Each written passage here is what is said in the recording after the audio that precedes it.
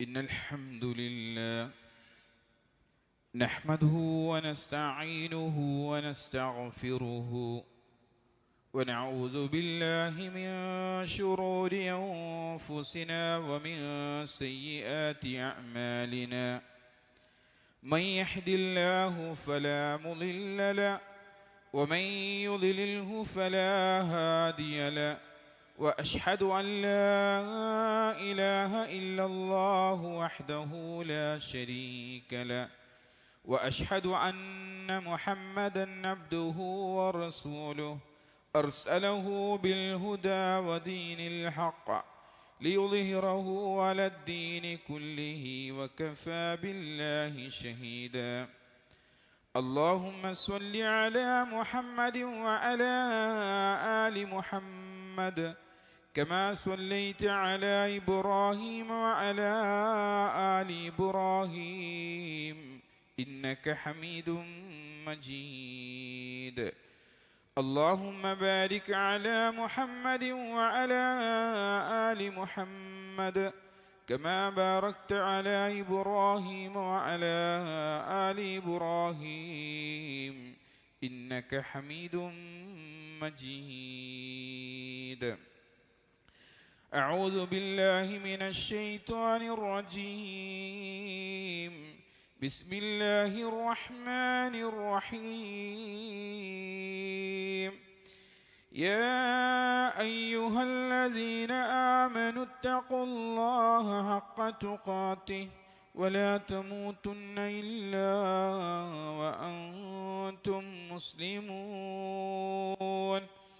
يا أيها الناس اتقوا ربكم الذي خلقكم والذين من قبلكم يا أيها الناس اتقوا ربكم الذي خلقكم من نفس واحدة وخلق منها زوجها وبث منهما رجالا كثيرا ونساء واتقوا الله الذي تساءلون به والأرحام إن الله كان عليكم رقيبا.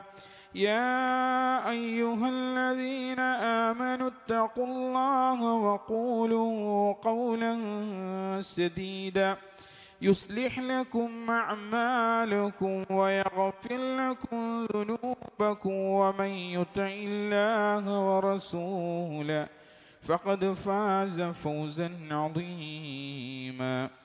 أما بعد فإن خير الحديث كتاب الله وخير الحدي حدي محمد صلى الله عليه وسلم وشر الأمور محدثاتها وكل محدثة بدعة وكل بدعة ضلالة وكل ضلالة في النار. ഉസിക്കും ബിയായ തഖ്വല്ലാ. സ്നേഹധന്യരായ സത്യവിശ്വാസികളെ, വിശ്വാസിനികളെ, റബ്ബ് സുബ്ഹാനഹു തആലയുടെ വിധിവിലക്കുകൾ അനുസരിച്ച് ജീവിക്കണമെന്ന് എന്നോടെന്ന പോലെ തന്നെ നിങ്ങൾ ഓരോരുത്തരെയും ഉണർത്തുകയാണ്, വസിയത്ത് ചെയ്യുകയാണ്.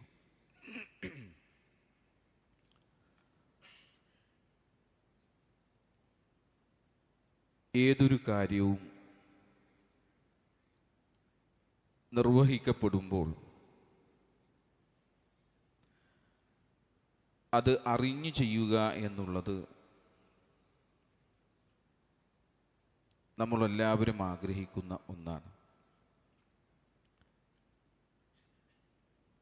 അറിവില്ലായ്മ കൊണ്ട് നിർവഹിക്കപ്പെടുന്ന കാര്യങ്ങൾ പിന്നീട് നഷ്ടവും ഖേദത്തിലേക്കൊക്കെ വരുന്നത് നമുക്ക് കാണുവാൻ സാധിക്കും. ഒരിക്കൽ ഒരു യാത്രക്കിടയിൽ ഒരു സ്വഹാബിക്ക് തലക്ക് ഗുരുതരമായിട്ടുള്ളൊരു പരിക്കേറ്റു. അദ്ദേഹത്തിന്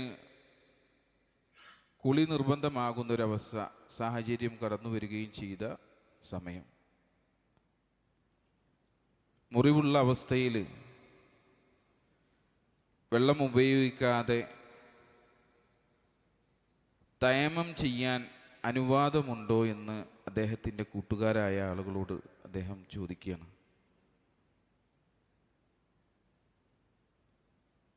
ആ സമയത്ത് വെള്ളം ലഭ്യമായ സമയമാണ്. അതുകൊണ്ട് കൂട്ടുകാർ പറഞ്ഞു കൊടുത്തു, നിനക്ക് വെള്ളം ലഭ്യമായിരിക്കെ തയമം ചെയ്യാൻ അനുമതിയില്ല എന്ന് അദ്ദേഹത്തോട് പറഞ്ഞു. ഇത് വിശ്വസിച്ച് അദ്ദേഹം എന്ത് ചെയ്തു? കുളിച്ചു. ആ കുളിയിൽ അദ്ദേഹത്തിൻ്റെ മുറിവുകളിലേക്ക് വെള്ളം ഇറങ്ങി ചെല്ലുകയും അത് കൂടുതലാകുകയും അത് കാരണത്താൽ അദ്ദേഹം മരണപ്പെടുവാൻ ഇടയാകുകയും ചെയ്തു. ഈ കാര്യം റസൂലുള്ളാഹി സ്വല്ലല്ലാഹു അലൈഹി വസല്ലമയുടെ അടുക്കലേക്ക് എത്തി.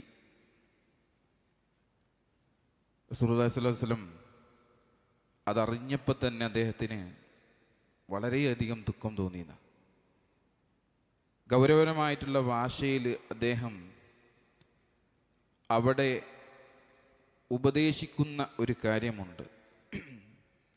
അല്ലാഹുവിൻ്റെ റസൂൽ ആദ്യം പറഞ്ഞത്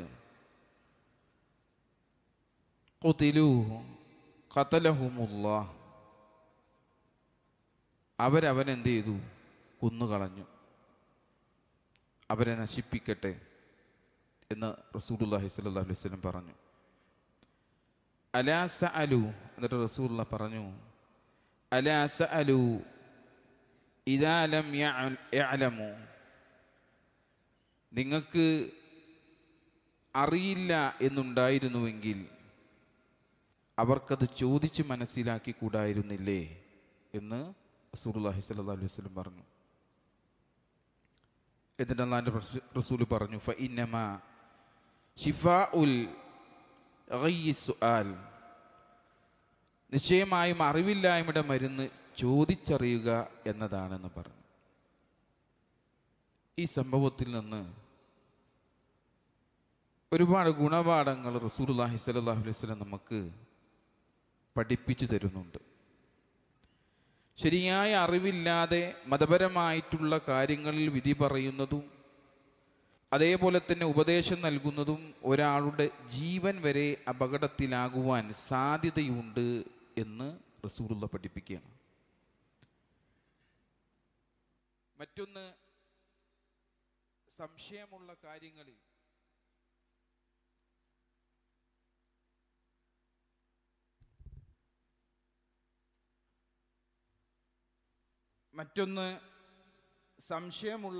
കാര്യങ്ങളിൽ ചോദിച്ച് മനസ്സിലാക്കുവാൻ നമുക്ക് സാധിക്കണം.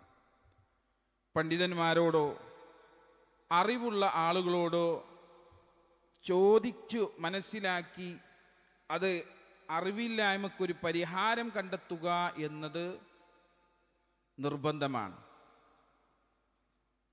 മാത്രമല്ല, രോഗം, മുറിവ് തുടങ്ങിയ പ്രയാസകരമായിട്ടുള്ള ഘട്ടങ്ങളിൽ ഇസ്ലാം നൽകുന്ന ഇളവുകൾ ഉപയോഗപ്പെടുത്തേണ്ടതാണ് എന്നുള്ള ഗുണപാഠമെല്ലാം ഇതിലൂടെ നമുക്ക് റസൂലുള്ളാഹി സ്വല്ലല്ലാഹു അലൈഹി വസല്ലം പഠിപ്പിച്ച് തരുന്നുണ്ട്.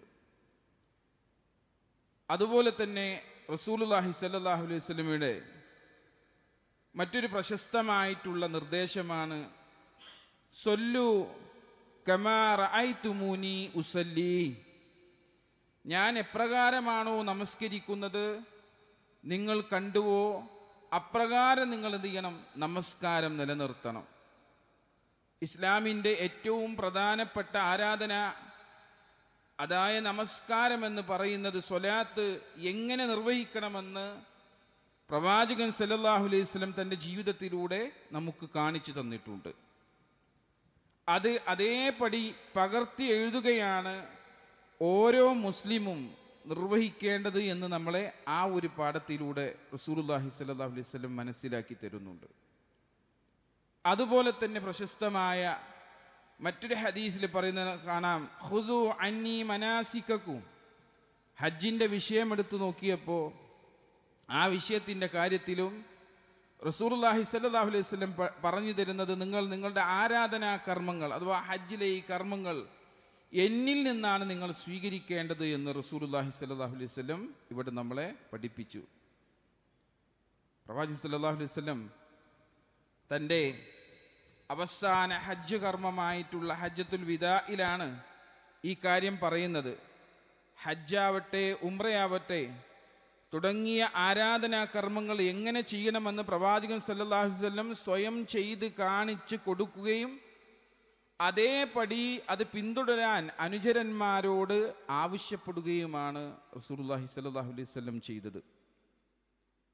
ഇതുപോലെ തന്നെയാണ് നോമ്പിൻ്റെയും രാത്രി നമസ്കാരത്തിൻ്റെയൊക്കെ ആത്മാവ് നഷ്ടപ്പെടുത്തുന്നതിനെ കുറിച്ച് പ്രവാചകൻ സല്ലല്ലാഹു അലൈഹി വസല്ലം നൽകിയ ഗൗരവമായിട്ടുള്ള മുന്നറിയിപ്പ്.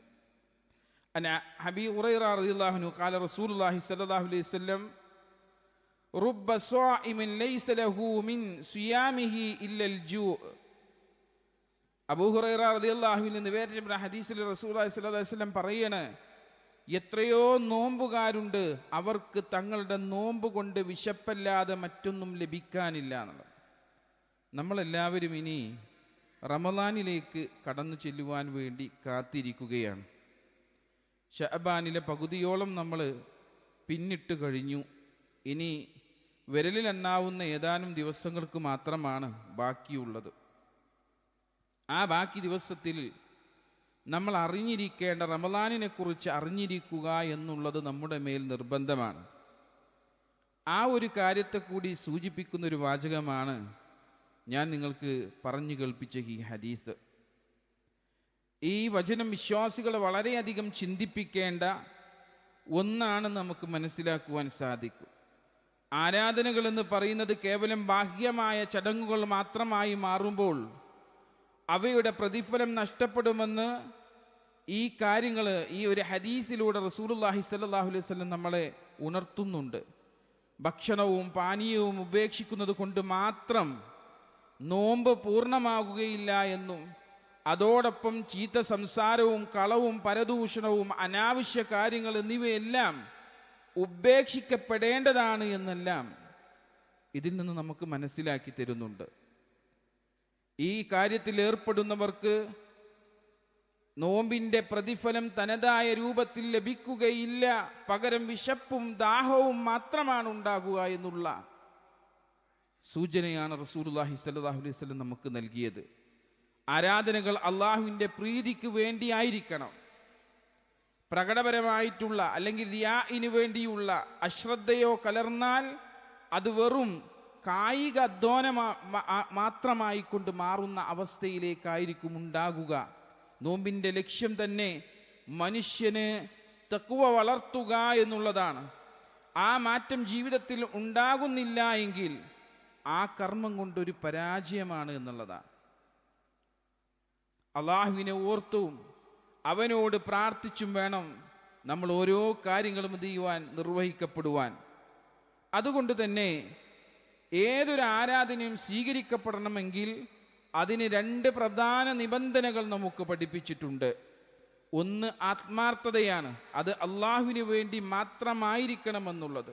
രണ്ടാമത്തത് ഇത്തിബാ ആണ്, പ്രവാചകന്റെ മാതൃകയുണ്ടായിരിക്കണം. അത് പ്രവാചകൻ സല്ലല്ലാഹു അലൈഹി വസല്ലം പഠിപ്പിച്ച രീതിയിലായിരിക്കണം. ഈ പ്രവാചകൻ സല്ലല്ലാഹു അലൈഹി വസല്ലം പഠിപ്പിച്ച രീതിയിലാവുക എന്ന് പറയുന്നത് അത് പിന്തുടരണമെങ്കിൽ ആ കർമ്മത്തെക്കുറിച്ചുള്ള കൃത്യമായിട്ടുള്ള ഇൽമ് നമുക്ക് ഉണ്ടായിരിക്കണം. അതുകൊണ്ടാണ് ഞാൻ നിങ്ങളോട് സൂചിപ്പിച്ചത്, നോമ്പിലേക്ക് കടക്കുന്നതിന് മുമ്പ് എന്താണ് നോമ്പ് എന്നുള്ളതിനെക്കുറിച്ച് നമുക്കൊരു പൂർണ്ണമായ അറിവ് ഉണ്ടായിരിക്കണമെന്ന് പറഞ്ഞത്. നോമ്പിലേക്ക് പ്രവേശിക്കുന്നതിന് മുമ്പ് നമ്മൾ പ്രധാനമായും അറിഞ്ഞിരിക്കേണ്ട കാര്യങ്ങളുണ്ട്. നോമ്പ് മുറിയുന്ന കാര്യങ്ങൾ എന്താണ് എന്നും അറിവില്ലായ്മ കാരണം നോമ്പ് മുറിഞ്ഞു പോകുന്ന കാര്യങ്ങൾ പ്രവർത്തിക്കാതിരിക്കാനൊക്കെ നമ്മളത് പഠിച്ചേ മതിയാകൂ എന്നുള്ളതാണ്. അതുപോലെ തന്നെ നേരത്തെ സൂചിപ്പിച്ച ഹദീസിൽ പറഞ്ഞതുപോലെ വെറും പട്ടിണി മാത്രമാകാതിരിക്കാൻ സംസാരത്തിലും പ്രവൃത്തിയിലും പാലിക്കേണ്ട സൂക്ഷ്മതയെക്കുറിച്ച് പഠിക്കാൻ നമുക്കിതിലൂടെ സാധിക്കേണ്ടതുണ്ട്. രോഗികൾക്കും യാത്രക്കാർക്കും മതം നൽകുന്ന ഇളവുകൾ ഏതൊക്കെയാണെന്ന് അറിഞ്ഞിരിക്കേണ്ട ബാധ്യത നമുക്കുണ്ട്. അതാണ് നമ്മൾ ആദ്യത്തെ ഹദീസിൽ നമ്മൾ സൂചിപ്പിച്ചതുപോലെ, മുറിവേറ്റ സ്വഹാബിക്ക് ഇളവ് നൽകാൻ കൂട്ടുകാർ തയ്യാറാകാത്തത് അറിവില്ലായ്മ കൊണ്ടായിരുന്നല്ലോ. അത് മുഖാന്തരം ഒരു ജീവൻ നഷ്ടപ്പെടുത്തി എന്നുള്ളത് സൂചിപ്പിക്കുവാൻ കാരണം അതാണ്. ആ ഒരു നഷ്ടം എന്താണ്? അവിടെ അറിവുണ്ടായിരുന്നെങ്കിൽ അദ്ദേഹത്തിൻ്റെ ജീവിതം അത് നഷ്ടപ്പെടുകയില്ലായിരുന്നു. ആ അറിവ് മൂലം പറഞ്ഞു കൊടുത്തിരുന്നുവെങ്കിൽ. അപ്പൊ ഏതൊരു പ്രവൃത്തിയിലേക്ക് നമ്മൾ കടക്കുമ്പോഴും അതിനെക്കുറിച്ചുള്ള അറിവുള്ള ആളുകളാകുവാൻ നമുക്ക് സാധിക്കണമെന്നുള്ളത് ഇവിടെ നമ്മളെ പഠിപ്പിക്കുന്നുണ്ട്. അതുകൊണ്ട് തന്നെ എന്താണ് നോമ്പ് എന്നുള്ളതിനെ കുറിച്ച് നമ്മൾ അറിഞ്ഞിരിക്കണം. നോമ്പ് എന്നത് അർത്ഥം പറയാറുള്ളത് നമ്മൾ സാധാരണ സൗം എന്നുള്ള വാക്കാണ് നമ്മൾ കേൾക്കാറുള്ളത്. ഇത് അറബി പദം സൗം എന്നുള്ള വാക്ക് നമ്മൾ കേൾക്കാറുണ്ട്. യഥാർത്ഥത്തിൽ എന്താണത്? റബ്ബ് സുബ്ഹാനഹു വ തആല വിശുദ്ധ ഖുർആനിൽ ഉപയോഗപ്പെടുത്തിയ ഒരു പദമാണ്. അല്ലാഹു സുബ്ഹാനഹു വ തആല വിശുദ്ധ ഖുർആനിൽ പറയുന്നത് കാണാം, ഇന്നി നദർതു ലിർറഹ്മാനി സൗമ ഫലൻ ഉകല്ലിമ അൽയൗമ ഇൻസിയ. എന്താണ്? മറിയം ബീവിയുടെ കാര്യത്തിലാണ് അത് സംസാരിക്കുന്നത്. ഈസാ നബി അലൈഹി ഇസ്ലാമിന്റെ കാര്യത്തിലുള്ള സംഭവമാണ് അവിടെ പറഞ്ഞു തരുന്നത്. ഈസാ നബി അലൈഹി ഇസ്ലാമിനെ പ്രസവിച്ച സമയത്ത് ബനൂ ഇസ്രായേലിൽ പെട്ടിട്ടുള്ള ആളുകൾ പരിഹാസവുമായിക്കൊണ്ട് വന്ന സമയത്ത് അല്ലാഹു സുബ്ഹാനഹു വ തആല പറഞ്ഞു കൊടുക്കുകയാണ് മറിയം ബീവിനോട് സംസാരിക്കാനുള്ള വിഷയം. എന്താണ്?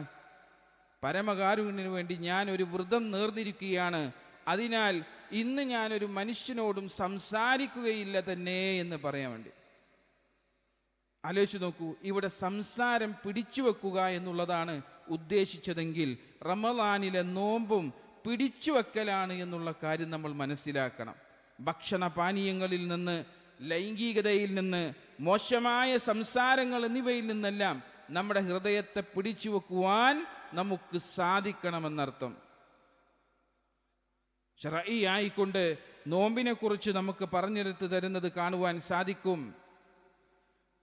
റസൂലുള്ളാഹി സ്വല്ലല്ലാഹു അലൈഹി വസല്ലമയുടെ ആ പഠനത്തിലൂടെ മനസ്സിലാക്കിയ രൂപത്തിൽ നമുക്ക് പറഞ്ഞു തരുന്ന കാര്യമാണ് അത്തഅബ്ബുദു ലില്ലാഹി സുബ്ഹാനഹു വ തആല ബിൽ ഇംസാകി അനിൽ അക്ലി വശുർബി വസ്സാഇരിൽ മുഫത്തറാത്തി മിനത് തുലൂഇൽ ഫജ്രി ഇലാ ഗുറൂബിശ് ശംസ്.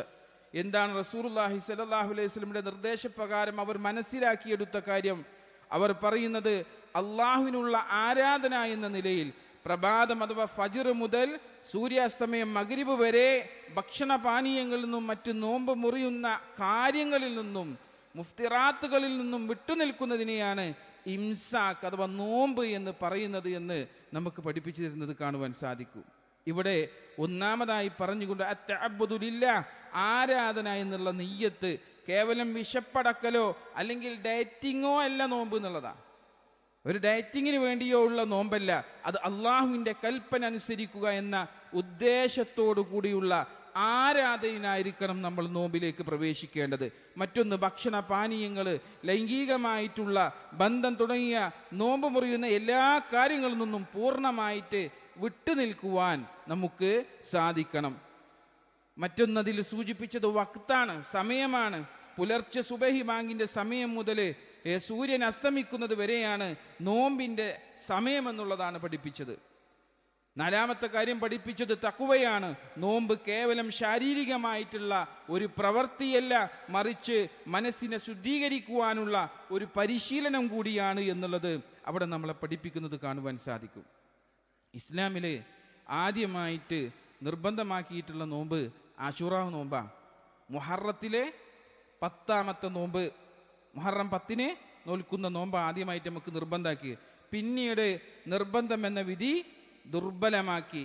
റമളാൻ മാസത്തിലാണ് നോമ്പ് നിർബന്ധം എന്നുള്ള ആയത്ത് എന്ത് ചെയ്തു? സൂറത്തുൽ ബഖറയിലെ 184ാമത്തെ ആയത്തിലൂടെ ഇറങ്ങി. അത് തന്നെ എല്ലാവർക്കും നോമ്പ് നിർബന്ധമായിരുന്നില്ല എന്നുള്ളതാണ്. ചോയ്സ് നൽകിയിട്ടുണ്ടായിരുന്നു. ഇഷ്ടമുള്ളവർക്ക് നോമ്പ് നോൽക്കാം, അല്ലെങ്കിൽ അന്നം കൊടുത്തുകൊണ്ട് ഒഴിവാകാമെന്നുള്ളതാണ്. പിന്നെ 185ാമത്തെ ആയത്തിലൂടെ അല്ലാഹു സുബ്ഹാനഹു തആല അതിനെ പരിപൂർണമായി നിർബന്ധമാക്കി. ഫമൻ ഷഹിദ മിൻകുമുശ് ശഹ്റ ഫൽയസും. ആ മാസത്തിൽ ആരെങ്കിലും ഉണ്ട് എങ്കിൽ, ഷഹിദ സാക്ഷിയാണ് എങ്കിൽ അവരെന്ത് ചെയ്യണം? ആ മാസത്തിൽ നോമ്പെടുക്കണം എന്നുള്ള നിർബന്ധം എന്ത് ചെയ്തു? അല്ലാഹു സുബ്ഹാനഹു തആല കൊണ്ടുവന്നു. അപ്പൊ ആർക്കെല്ലാമാണ് നോമ്പ് നിർബന്ധമാക്കിയത്? അവൻ മുസ്ലിമായിരിക്കണം, പ്രായപൂർത്തിയായവനായിരിക്കണം, ബുദ്ധിയുള്ളവനായിരിക്കണം, യാത്രയിലല്ലാത്തവനായിരിക്കണം, ആർത്തവ പ്രസവ രക്തങ്ങളിൽ നിന്ന് മോചിതയായിട്ടുള്ള സ്ത്രീയായിരിക്കണം. ഇങ്ങനെയുള്ള നിബന്ധനകളൊക്കെ നമുക്ക് ആ നോമ്പിൻ്റെ കാര്യത്തിൽ വെച്ച് തന്നത് കാണുവാൻ സാധിക്കും. എപ്പോഴാണ് നമുക്കൊരു നോമ്പ് ആരംഭിക്കുന്നത്? അത് നമ്മൾ അറിഞ്ഞിരിക്കണം. അതിൽ പല ന്യൂനതകളും കടന്നു വരുന്നത് കൊണ്ട് തന്നെ അത് നമ്മൾ അറിഞ്ഞിരിക്കേണ്ടതുണ്ട്. മാസം ആരംഭിക്കുന്നത് ചന്ദ്രന്റെ പിറവിയുടെ അടിസ്ഥാനത്തിലാണ്. എല്ലാവർക്കും ആ കാര്യം അറിയാം. 2 കാര്യങ്ങളുടെ നമുക്ക് റമദാൻ ഉറപ്പിക്കുവാൻ സാധിക്കുമെന്നുള്ളതാണ്. എന്താ? ഒന്ന് റുഅ്യത്തുൽ ഹിലാൽ, ചന്ദ്രനെ കാണുക എന്നുള്ളതാണ്. അത് കണ്ടു കഴിഞ്ഞിട്ടുണ്ടെന്നുണ്ടെങ്കിൽ അവൻ അവിടെ ആരംഭിക്കണം. അതല്ല, ഇനി അത് കാണാൻ സാധിച്ചില്ല എങ്കിൽ രണ്ടാമത്തെ കാര്യം എന്താ? ആ മാസത്തെ 30ലേക്ക് പൂർത്തീകരിക്കണം. അഥവാ ശഅബാനെ 30ലേക്ക് പൂർത്തീകരിച്ച് ശേഷം 1 തുടങ്ങണം. ഇതാണ് 2 മാർഗങ്ങൾ എന്ന് പറയുന്നത്. എന്നാൽ ഇത് സംബന്ധിച്ച് നമ്മൾ മനസ്സിലാക്കേണ്ട പ്രധാനപ്പെട്ട കാര്യം എന്താണെന്ന് വെച്ചാൽ, ആ മാസപ്പിറവി കാണുന്നത് വരെ നിങ്ങൾ നോമ്പ് തുടങ്ങരുത് എന്നുള്ള റസൂലുള്ളാഹി സ്വല്ലല്ലാഹു അലൈഹി വസല്ലമയുടെ നിർദ്ദേശത്തെ തെറ്റിച്ചുകൊണ്ട് പല ആളുകളും നോമ്പെടുക്കുന്നത് കാണാം. അഥവാ സംശയ ദിവസത്തിലുള്ള നോമ്പ് എന്നുള്ള രൂപത്തിൽ തന്നെയാണ് ഫിഖ്ഹി പണ്ഡിതന്മാർ നമുക്കതിനെ പഠിപ്പിച്ചു തരുന്നത്. അവർ റമദാനിലെ ശഅബാനിലെ 29 ഇങ്ങോട്ട് ആയിക്കഴിഞ്ഞാൽ തന്നെ ചിലവർക്ക് ഇങ്ങോട്ട് ശെക്ക് കൂടുകയാണ്. ഇനി അഥവാ ഞാൻ റമദാൻ ഒന്നറ്റെങ്ങാനും കിട്ടിയില്ലെങ്കിലോ? എന്നിട്ട് അവൻ എന്ത് ചെയ്യുക? നേരത്തെ കാലത്ത് തന്നെ എന്ത് ചെയ്യുക? അവിടെ പിടിക്കാൻ വേണ്ടിയിട്ട് ഞാൻ ഇന്ന് മുതൽ നോമ്പ് വെക്കുക എന്ന് പറഞ്ഞിട്ട് പിടിക്കുക. അതെന്തില്ല, നമുക്ക് അനുവദനീയമല്ല. റസൂലുള്ളാഹി സ്വല്ലല്ലാഹു അലൈഹി വസല്ലം അതിനെ വിലക്കിയിട്ടുണ്ട്. മൻ സാമൽ യൗമല്ലദീ യുശഖു ഫീഹി ഫഖദ് അസാ അബുൽ ഖാസിം. സംശയ ദിവസം നോമ്പ് നോറ്റവൻ അബുൽ ഖാസിമിന് എതിരെ പ്രവർത്തിച്ചു എന്ന് റസൂലുള്ളാഹി സ്വല്ലല്ലാഹു അലൈഹി വസല്ലം പറഞ്ഞു. എന്നിട്ട് ആർക്കതിൽ നിന്ന് ഒഴിവ് കൊടുത്തു? അവിടെ ഒഴിവ് കൊടുത്ത ചില ആളുകളുണ്ട്. അതാരാണ്? സുന്നത്ത് നോമ്പുകൾ തുടർച്ചയായി എടുക്കുന്ന ആളുകൾക്ക് അത് പ്രശ്നമല്ല. അവരവരുടെ സുന്നത്തിന്റെ നോമ്പിന്റെ ആ തുടർച്ചയായി എല്ലാ മാസങ്ങളിലൊക്കെ തുടർന്നു പോരുന്ന ആളുകളാണ് എങ്കിൽ അവർക്കതിലൂടെ ആ മാസത്തിലേക്ക് എന്ത് ചെയ്യാം? പ്രവേശിക്കുവാൻ സാധിക്കുമെന്നുള്ള ഒരു ഇളവ് മാത്രമാണ് അവിടെ സുന്നത്ത് നോമ്പുകാർക്ക് കൊടുത്തിട്ടുള്ളൊരു ഇളവ് നമുക്ക് കാണാൻ സാധിക്കുക. അല്ലാതെ ശക്കിന്റെ പേരിൽ എന്ത് ചെയ്യരുത്?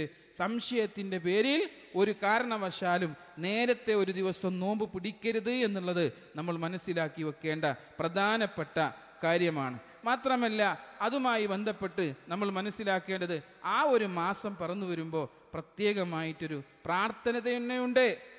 ആ പ്രാർത്ഥന മാസപ്പിറവികൾ കാണുന്ന സമയത്തുള്ള പ്രാർത്ഥന റസൂലുള്ളാഹി സ്വല്ലല്ലാഹു അലൈഹി വസല്ലം പഠിപ്പിച്ചിട്ടുണ്ട്. അല്ലാഹുമ്മ അഹില്ലഹു അലൈനാ ബിൽ അംനി വൽ ഈമാൻ വസ്സലാമത വൽ ഇസ്ലാം വത്തൗഫീഖ് ലിമാ യുഹിബ്ബു റബ്ബുനാ വയർളാഹ്. അല്ലാഹു വലിയവനാണ്.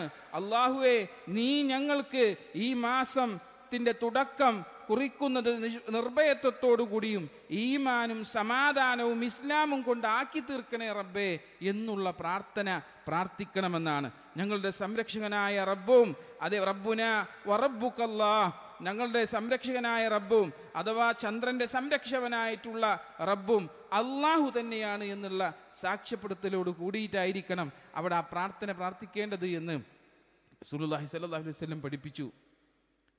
ഇനി ആ ഒരു നോമ്പിലേക്ക് കടന്നു ചെല്ലുമ്പോൾ അവിടെ ശ്രദ്ധിക്കേണ്ട കാര്യമുണ്ട്. നോമ്പും നിയ്യത്തുമായിട്ടുള്ള കാര്യമാണ്.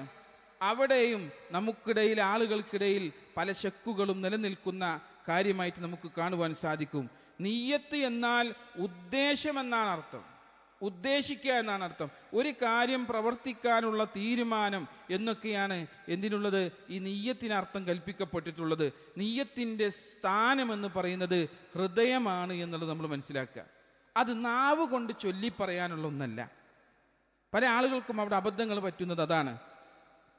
ഇവിടെ 4 ഇത്തിഫാഖും ഫിൽ മസാഹിബിൽ ഫിഖ്ഹിയ്യത്തിൽ അർബഅ, 4 മദ്ഹബി ഇമാമുകളും ഒന്നിച്ചു പറയപ്പെടുന്ന കാര്യമാണ് അതൊക്കെ. ഇന്നമൽ അഅ്മാലു ബിന്നിയ്യാത്ത് എന്നുള്ള നിയ്യത്ത് കൊണ്ടാണ് ഒരു കാര്യം തുടങ്ങേണ്ടത് എന്നുള്ളത്. ഒരു കാര്യം തുടങ്ങണമെങ്കിൽ അത് നിയ്യത്ത് കൊണ്ടായിരിക്കണമെന്നുള്ളത്. അതുപോലെ തന്നെ അതിനെ നമ്മൾ എന്ത് ചെയ്യണം? മനസ്സിലാക്കണം. അത് ഹൃദയം കൊണ്ട് പറയപ്പെടേണ്ട ഒരു കാര്യമാണ്, അല്ലാതെ നാവിനാൽ ചൊല്ലിപ്പറയുന്നതല്ല എന്നുള്ളത് പണ്ഡിതന്മാർ നമ്മളെ പഠിപ്പിക്കുന്നത് കാണുവാൻ സാധിക്കും. ഫർളായ നോമ്പിനെ സംബന്ധിച്ച് നിയ്യത്ത് നമ്മൾ ചെയ്യേണ്ടത് എങ്ങനെ അതറിഞ്ഞിരിക്കണം. സാധാരണ സുന്നത്ത് നോമ്പുകൾക്ക് വ്യക്തി ഭക്ഷണം കഴിച്ചിട്ടില്ല എങ്കിൽ, സുബൈക്ക് ശേഷം ഒരു ഭക്ഷണവും അയാൾ കഴിച്ചിട്ടില്ല എങ്കിൽ അയാൾക്ക് എന്ത് പറയാം? ഞാൻ ഇന്ന് നോമ്പുകാരനാണ് എന്ന് പറഞ്ഞുകൊണ്ട് ആ നോമ്പിലേക്ക് സുന്നത്ത് നോമ്പുകാരന് പ്രവേശിക്കുവാൻ സാധിക്കും. എന്നാൽ ഫർള് നോമ്പെടുക്കുന്ന വ്യക്തി എന്ത് ചെയ്യണം? തീർച്ചയായും അതിനു മുമ്പ് അവൻ്റെ മനസ്സിൽ എന്തുണ്ടായിരിക്കണം? ഫർള് നോമ്പെടുക്കുന്നു എന്നുള്ള തയ്യാറെടുപ്പുണ്ട്. അത് എന്തിൻ്റെ മുമ്പ്? ഫജ്റിന് മുമ്പേ. അല്ല എങ്കിൽ അവൻ്റെ നോമ്പ് സ്വീകരിക്കപ്പെടുകയില്ല. അത് നമ്മൾ മനസ്സിലാക്കേണ്ട പ്രധാനപ്പെട്ടിട്ടുള്ള ഒരു കാര്യമാണ്. ഇമാം നഹ്വി റഹ്മഹുല്ല പറഞ്ഞത്, നിർബന്ധ നോമ്പിനെ ഫജ്റിന് മുമ്പ് തന്നെ നിയ്യത്ത് വേണമെന്നുള്ളതാണ്. സൂര്യൻ അസ്തമിച്ചതിന് ശേഷം സുബഹിയുടെ അദാൻ കൊടുക്കുന്നത് വരെ നിയ്യത്ത് വെക്കാനുള്ള സമയമാണ്. സൂര്യൻ അസ്തമിച്ചതിന് ശേഷം സുബൈൻ്റെ ഇത് വരുന്നത് വരെ എന്ത് ചെയ്യാം? നമുക്ക് നിയ്യത്ത് വെക്കാനുള്ള സമയമുണ്ട്. അതിനുള്ള സമയമുണ്ട്. ഫജ്റിന്റെ സമയം വരെ നമുക്ക് സമയം തന്നിട്ടുണ്ട്.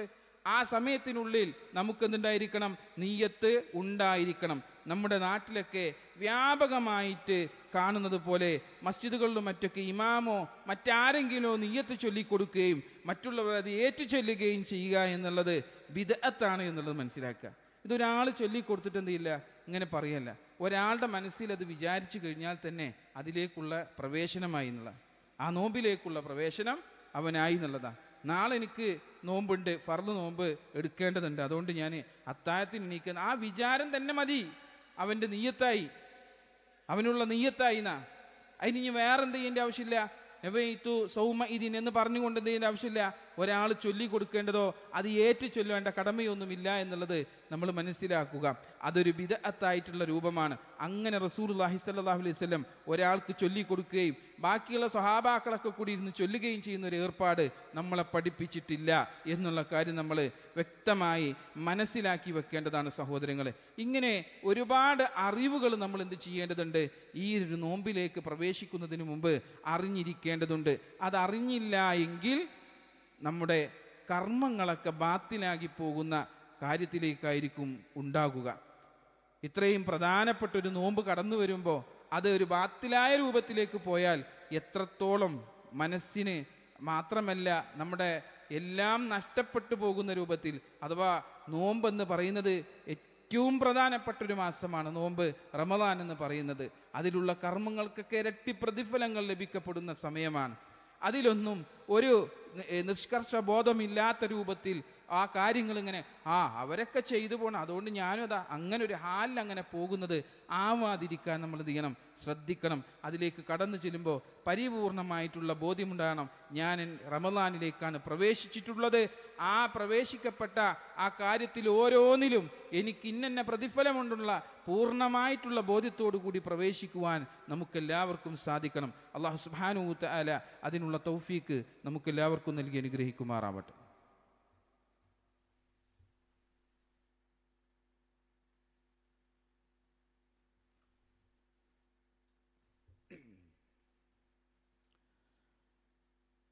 അൽഹംദുലില്ലാ അസ്സലാത്തു വസ്സലാമു അലാ റസൂലിൽ അമീൻ വഅലാ ആലിഹി അജ്മഈൻ അമ്മാ ബഅദ്. പ്രനിറഞ്ഞ സത്യവിശ്വാസികളെ, വിശ്വാസിനികളെ, റബ്ബ് സുബ്ഹാനഹു വ തആലയുടെ വിധിവിലക്കുകൾ അനുസരിച്ച് ജീവിക്കണമെന്ന് ഒരിക്കൽ കൂടി നിങ്ങൾ ഓരോരുത്തരെയും ഉണർത്തുകയാണ്, വസിയത്ത് ചെയ്യുകയാണ്.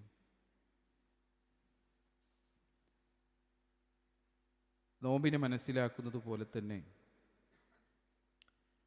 എടുക്കുന്ന കാര്യങ്ങളിൽ സൂക്ഷ്മത പുലർത്തുന്നത് പോലെ നോമ്പ് ദുർബലപ്പെടുന്ന കാര്യങ്ങളും നമ്മൾ മനസ്സിലാക്കേണ്ടതുണ്ട്. രണ്ട് വിധത്തിലാണ് ദുർബലത സംഭവിക്കുക. നോമ്പ് ദുർബലമാവുകയും പിന്നീട് നോറ്റുവീട്ടൽ നിർബന്ധമാവുകയും ചെയ്യുന്ന കാര്യം. ആദ്യം നോമ്പ് ദുർബലമായിപ്പോയി, എന്നിട്ട് എന്ത് ചെയ്തു? നോറ്റുവീട്ടൽ നിർബന്ധമാകുക. രണ്ടാമത്തത് നോമ്പ് ദുർബലപ്പെടുത്തുകയും പിന്നീട് നോറ്റുവീട്ടുകയും പ്രായശ്ചിത്തം കൂടി നൽകുക. ഇങ്ങനെയുള്ള കാര്യങ്ങൾ എന്ത് ചെയ്യുന്നുണ്ട്? നമ്മളെ ഇതുമായി ബന്ധപ്പെട്ട് പഠിപ്പിക്കുന്നുണ്ട്. അതിലൊന്നാമത്തത് നമ്മൾ മനസ്സിലാക്കേണ്ട, നോമ്പുകാരന് പകൽ സമയത്ത് ലൈംഗികമായിട്ടുള്ള ബന്ധത്തിൽ ഏർപ്പെടുന്നത് നോമ്പ് അവൻ്റേത് മുറിച്ചു കളയുമെന്നാണ്. ഇത് ഏറ്റവും ഗൗരവമായിട്ടുള്ള കാര്യം കൂടിയാണ്.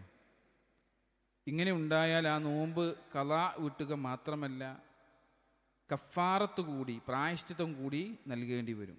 60 ദിവസം തുടർച്ചയായിട്ട് എന്ത് ചെയ്യണം? ആ വ്യക്തി നോമ്പെടുക്കണമെന്നാണ്. തുടർച്ചയായിട്ട് 60 എന്നാണ് പറഞ്ഞത്.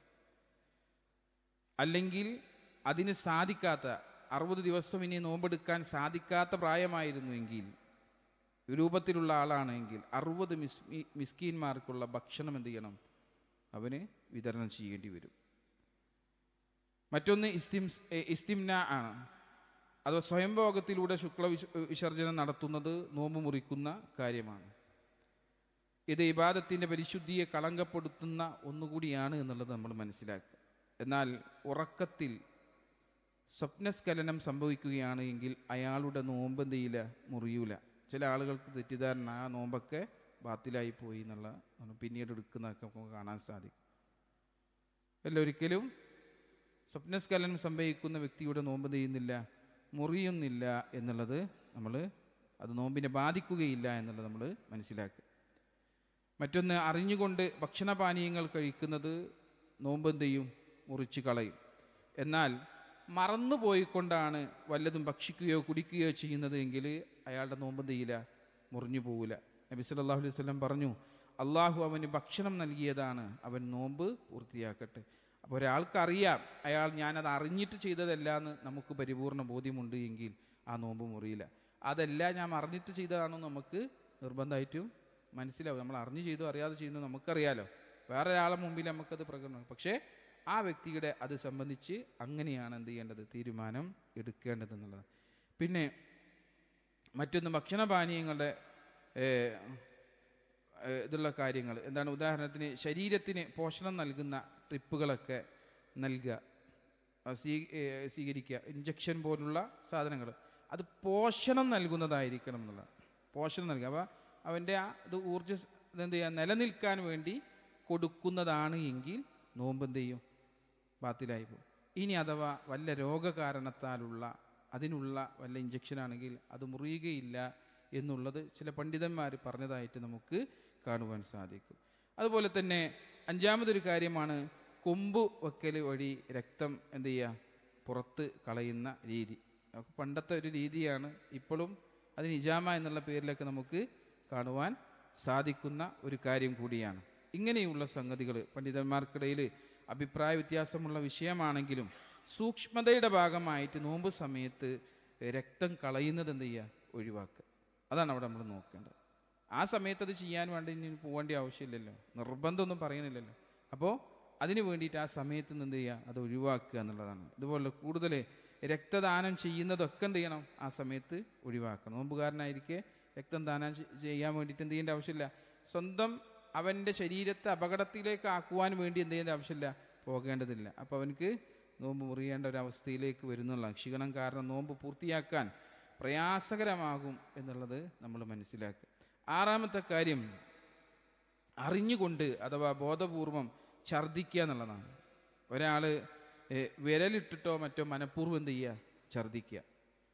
നമ്മൾ കുട്ടികളുടെ കാര്യത്തിൽ, അല്ലെങ്കിൽ വായിൽ തടഞ്ഞ കാര്യത്തിലും ഉള്ളോ അങ്ങനെ എന്തെങ്കിലുമൊക്കെ ഒരു മനഃപൂർവ്വം എന്ത് ചെയ്യുക? ആ സമയത്ത് വിരലിട്ടിട്ട് ഛർദ്ദിക്കാൻ വേണ്ടിയിട്ട് നോക്കുക. അതിലൂടെ എന്ത് ചെയ്യും? അയാളുടെ നോമ്പ് ബാത്തിലായി പോകും. എന്നാൽ ഒരാൾ ഛർദ്ദിച്ചു, മറ്റു വല്ല എന്തെങ്കിലും കാരണം, ഗ്യാസിൻ്റെ പ്രോബ്ലമോ മറ്റോ കാര്യങ്ങളൊക്കെ എന്ത് ചെയ്തു? അയാൾ ഛർദ്ദിച്ചു, വിരലൊന്നും ഇടാതെ ഛർദ്ദിച്ചു, അയാളുടെ നോമ്പ് എന്ത് ചെയ്യില്ല? മുറിയില്ല. അപ്പോൾ മുറിഞ്ഞു പോയി എന്ന് പറഞ്ഞുകൊണ്ട് എന്ത് ചെയ്യേണ്ട ആവശ്യമില്ല, ആ നോമ്പ് കളയേണ്ട ആവശ്യമില്ല. അതുപോലെ തന്നെ സ്ത്രീകൾക്ക് ആർത്തവവും പ്രസവരക്തമൊക്കെ ഉണ്ടാകുന്നത് നോമ്പ് തുറക്കുന്നതിന് തൊട്ട് മുമ്പാണെങ്കിൽ പോലും അത് സംഭവിക്കുന്നുണ്ട് എങ്കിൽ ആ നോമ്പ് മുറിയുന്നതാണ് എന്ന് നമ്മളെ പഠിപ്പിച്ചിട്ടുണ്ട്. അതുകൊണ്ട് അതും എന്ത് ചെയ്യണം, ശ്രദ്ധിക്കണം. പിന്നീട് അത് ഖളാ വീട്ടൽ എന്താണ് അവരുടെ മേൽ നിർബന്ധമാണ് എന്നുള്ളത് റസൂലുള്ളാഹി സ്വല്ലല്ലാഹു അലൈഹി വസല്ലം പഠിപ്പിക്കപ്പെട്ട കാര്യമാണ്. അപ്പം ഇങ്ങനെയുള്ള കാര്യങ്ങളൊക്കെ അറിഞ്ഞുകൊണ്ടായിരിക്കണം നമ്മുടെ നോമ്പിലേക്കുള്ള പ്രവേശനം ഉണ്ടാവേണ്ടത് എന്നതാണ് എനിക്ക് നിങ്ങളോട് സൂചിപ്പിക്കുവാനുള്ളത്. അതിനാൽ തന്നെ നമ്മുടെ കർമ്മങ്ങൾ നല്ലതാക്കി തീർക്കുവാൻ വേണ്ടി നമ്മളെല്ലാവരും ശ്രദ്ധിക്കുക. ഈ കിട്ടുന്ന ഫضലുകൾ ചിലപ്പോൾ അടുത്തൊരു വർഷത്തിൽ കിട്ടിയില്ലെങ്കിലോ? ആലോചിച്ച് നോക്കി, എത്ര ആളുകളാണ് നമ്മുടെ കൂട്ടത്തിൽ ഉണ്ടായിരുന്നത്. ഇന്ന് ആരൊക്കെയാണ് നമ്മുടെ കൂട്ടത്തിൽ ഉള്ളത് എന്ന് നോക്കിയാൽ മതി. എത്ര പേര് നമ്മളുടെ കൂട്ടത്തിൽ നിന്ന് പിരിഞ്ഞുപോയി. അള്ളാഹു അതിലേക്കൊരു തൗഫീക്ക് നൽകും. അള്ളാഹു നമുക്കെല്ലാവർക്കും റമദാനിലേക്ക് പ്രവേശിക്കുവാനുള്ള തൗഫീക്ക് പ്രദാനം ചെയ്യുമാറാവട്ടെ.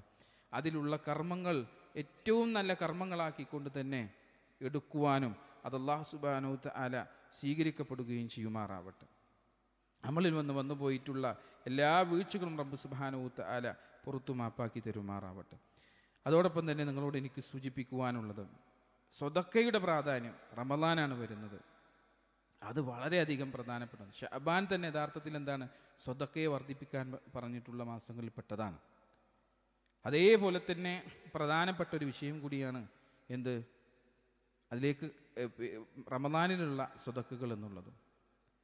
ഒരാൾ സ്വതക്കകൾ നിർവഹിക്കുന്നത് കൊണ്ട് അയാളുടെ ധനത്തിൽ ഒരു കുറവും വരുത്തുകയില്ല എന്നുള്ളതാണ്. റസൂലുള്ളാഹി സ്വല്ലല്ലാഹു അലൈഹി വസല്ലം ജീവിതത്തിൽ ഒരിക്കൽ പോലും കളവ് പറയാത്ത റസൂലുള്ളാഹി സ്വല്ലല്ലാഹു അലൈഹി വസല്ലം, നമ്മുടെ റസൂൽ സല്ലല്ലാഹു അലൈഹി വസല്ലമയുടെ ആ വാക്കുകളെ ഹൃദയത്തിലേക്ക് കൊള്ളിക്കുവാൻ നമുക്ക് സാധിക്കുന്നില്ല എന്നുള്ളതാണ് ഖേദകരം.